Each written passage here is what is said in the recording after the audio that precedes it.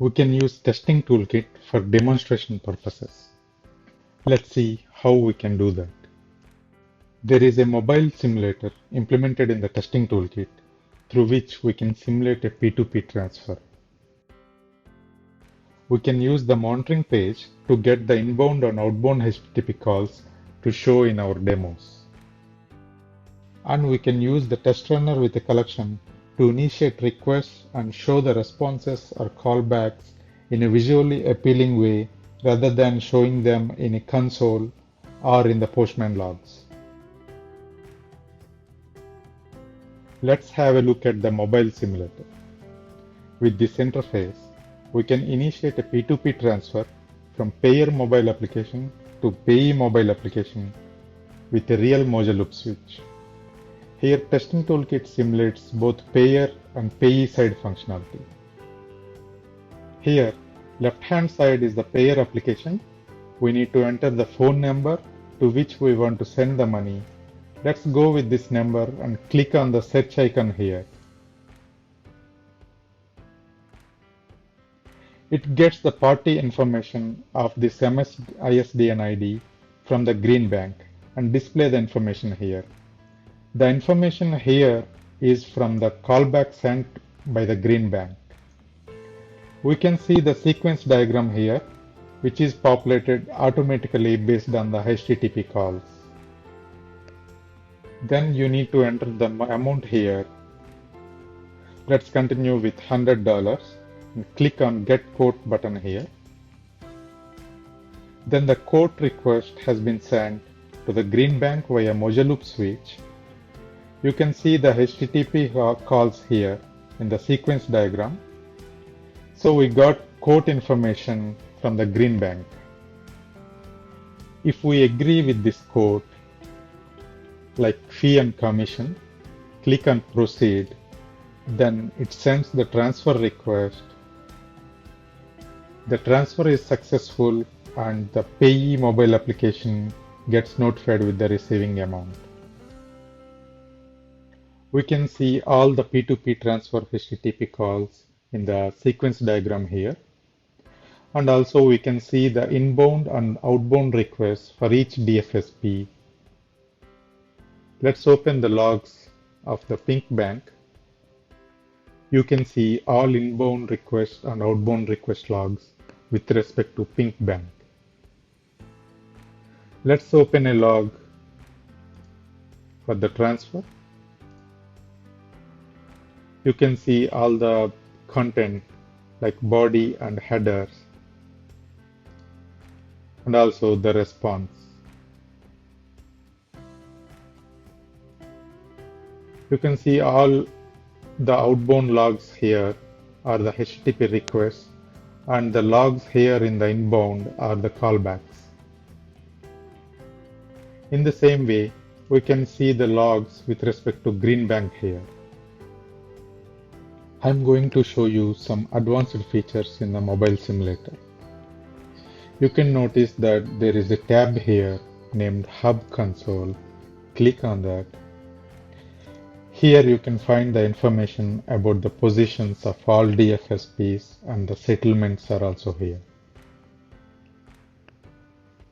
If you observe the positions of pink bank and green bank, they are 300 and minus 300 US dollars. Let's send a transfer and see the change.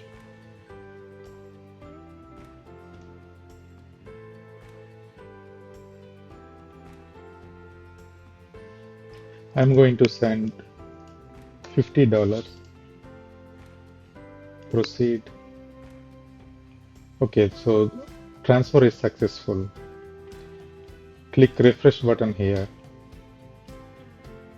You can notice that the positions are changed.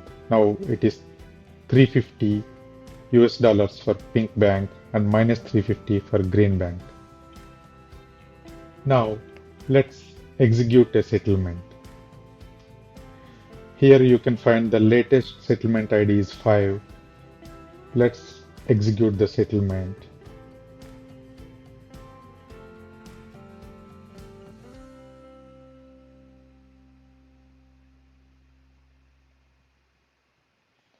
Now the positions of pink bank and green bank are changed and a new settlement is created.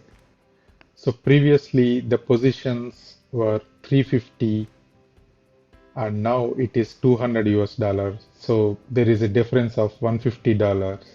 Let's see the new settlement. That $150 is included here.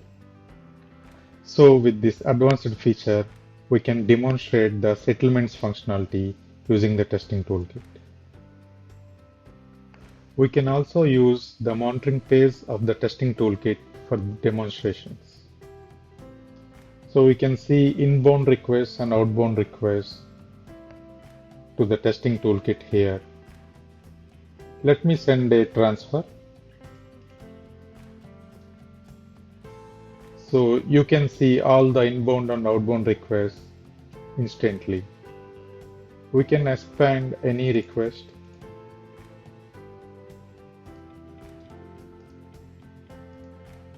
We can see all the logs. The callback is here. So with this interface, it is easy to demonstrate the functionality of a new feature. We can also use the test runner for demonstration. We can prepare a collection of our use case and execute it here and show the requests and responses on the same interface and even the asynchronous callbacks. The winning team, Mojaloop, used a slightly modified testing toolkit in the ISO 20022 hackathon submission. Testing toolkit is used in the solution not only to visualize the API calls, but also to simulate a Mojaloop switch. I'm including a short video from the hackathon submission to get more insight of it. Our submission demonstrates how, using ISO 20022 messages and the Mojaloop APIs, we're able to connect traditional market participants with the many different account holding institutions in the developing world's financial ecosystem. To do this, we map the Mojaloop three-step transaction pattern onto ISO 222 messages and leverage the Interledger protocol to include end-to-end data elements that connect these disparate systems.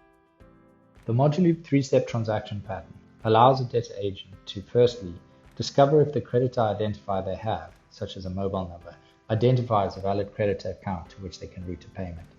Secondly, agree the terms of the payment with the ultimate creditor agent. And finally, execute the payment instruction. Mojaloop systems also use the Interledger protocol, which mandates the sending of an end-to-end data element called a payment condition as part of the final instruction. The payment condition is pre-agreed between the parties. It has a cryptographic signature called a fulfillment, which is only produced by the creditor agent when the payment is cleared to the creditor. The fulfillment data element, passed end-to-end from the creditor to the debtor, can be relied upon by intermediaries and the creditor itself as a cryptographically verifiable signal that the creditor has been paid. Market infrastructure, such as the Mojaloop clearing system, consider delivery of the fulfillment as a signal of finality and an indicator that the payment may be settled. Our demo. Amanda provides the phone number and the amount to Lake City Bank on our app and does a get quote. Lake City Bank, using a global discovery service, finds out that Equity Bank can play the role of an intermediary, provides the transaction details using a paying 001 message. Equity Bank does a lookup and a transaction agreement with RoundaPay, and then relays back the details using a paying 01. Amanda accepts the terms of the payment and proceeds. This results in a PAC 008 message being sent through Equity Bank to RoundaPay, with the resulting paying 002 message being received by Amanda's bank as confirmation. One can view the activity logs and view each of the ISO messages, for example, the CAM2003 here, which can be opened up and observed. Mojaloop uses the Interledger protocol because of the finality provided by a cryptographic signature in the payment instructions. This facilitates straight-through processing without the need for reconciliation and dispute resolution. It avoids the errors that result in delays and costs that poor users can ill afford. It offers, first, a way for the banked and the unbanked to exchange funds safely, quickly, and securely. Second, confidence that payments are being sent to the intended recipient and that the funds are being cleared to them.